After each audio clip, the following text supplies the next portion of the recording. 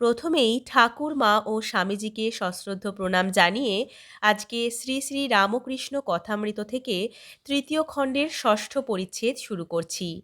যস্তু আত্মরতি এব সৎ আত্মতৃপ্তশ্চ মানব আত্মনিয়েব চ সন্তুষ্ট তস্য কার্যম ন বিদ্যতে। ঈশ্বর লাভের লক্ষণ সপ্তভূমি ও ব্রহ্মজ্ঞান। ঠাকুর বলছেন, বেদে ব্রহ্মজ্ঞানীর নানা রকম অবস্থা বর্ণনা আছে। জ্ঞানপথ বড় কঠিন পথ। বিষয় বুদ্ধি কামিনী কাঞ্চনে আসক্তির লেশমাত্র থাকলে জ্ঞান হয় না। এ পথ কলিযুগের পক্ষে নয়। এই সম্বন্ধে বেদে সপ্তভূমির কথা আছে। এই সাত ভূমি মনের স্থান। যখন সংসারে মন থাকে তখন লিঙ্গ গুচ্ছ নাভি মনের অবস্থান। মনের তখন ঊর্ধ্ব দৃষ্টি থাকে না, কেবল কামিনী কাঞ্চনে মন থাকে। মনের চতুর্থ ভূমি হৃদয়।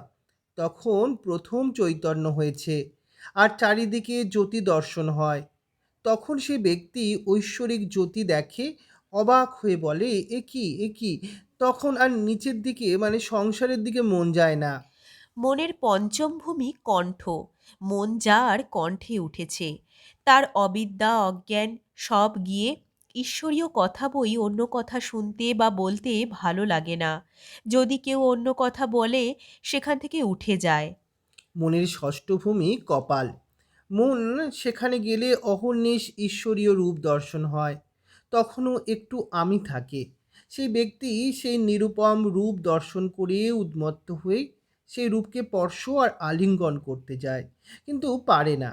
যেমন লণ্ঠনের ভিতরে আলো আছে, মনে হয় এই আলো আলো ছুলুম ছুলুম, কিন্তু কাঁচ ব্যবধান আছে বলে ছুঁতে পারা যায় না।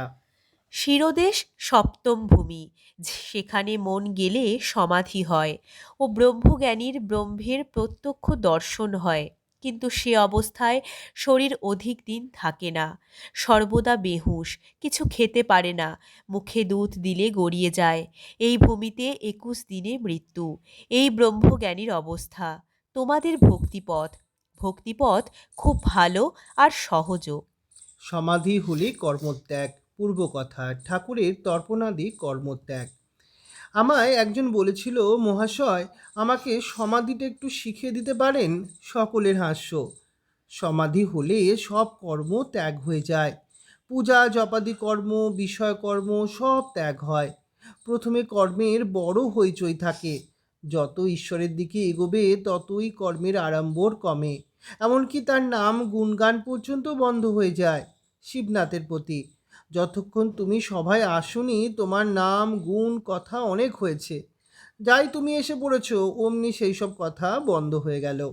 তখন তোমার দর্শনেতেই আনন্দ। তখন লোকে বলে, ওই যে শিবনাথ বাবু এসেছেন। তোমার বিষয়ে অন্য সব কথা বন্ধ হয়ে যায়।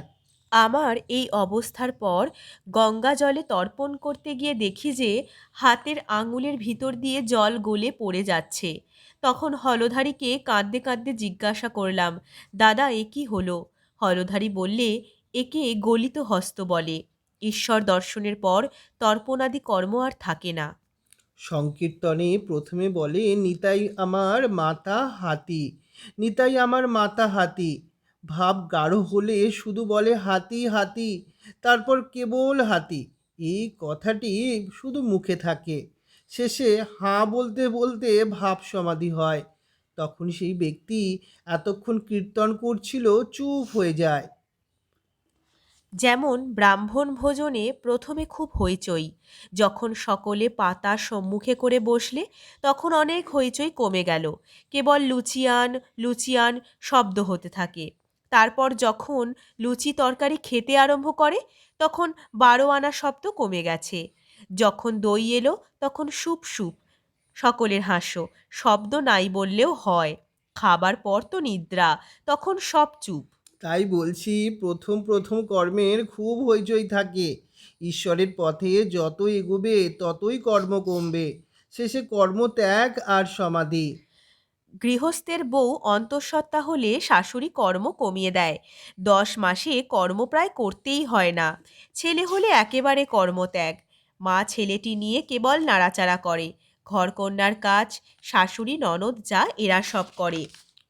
অবতারাদির শরীর সমাধির পর লোক শিক্ষার জন্য। সমাধিস্থ হবার পর প্রায় শরীর থাকেই না। কারোর কারোর লোকশিক্ষার জন্য শরীর থাকে, যেমন নারদাদির। আর চৈতন্যদেবের মতো অবতারদের কূপ খোঁড়া হয়ে গেলে কেউ কেউ ঝুড়ি কোদাল বিদায় করে দেয়, কেউ কেউ রেখেও দেয়, ভাবে যদি পাড়ার কারোর দরকার হয়। এরূপ মহাপুরুষের জীবনেও দুঃখে কাতর। এরা স্বার্থপর নয় যে। আপনাদের জ্ঞান হলেই হলো, স্বার্থপর লোকের কথা তো জানো। এখানে মত বললে মুতবে না, পাছে তোমার উপকার হয়। সকলের হাস্য। 1 পয়সার সন্দেশের দোকান থেকে আনতে দিলে চুষে চুষে এনে দেয়, সকলের হাস্য।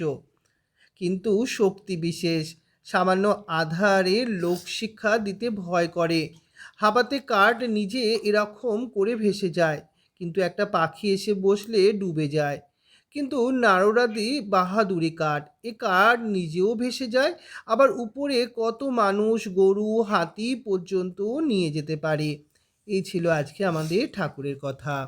ওং ওম স্থাপকায় স্থাপকায় চ চ ধর্মস্য সর্বধর্ম স্বরূপিণে অবতার বরিষ্ঠায় রামকৃষ্ণায় তে নমো। জননীং শারদাং দেবীং রামকৃষ্ণং জগদ্গুরুং পাদপদ্মে ত্রয়োশ্রিত্বা প্রণমামি মুহুর্মুহুঃ। নমো শ্রী জ্যোতিরাজয় বিবেকানন্দ সুরায় সচ্চিদ সুখ স্বরূপায় স্বামিনে তাপহারিণে।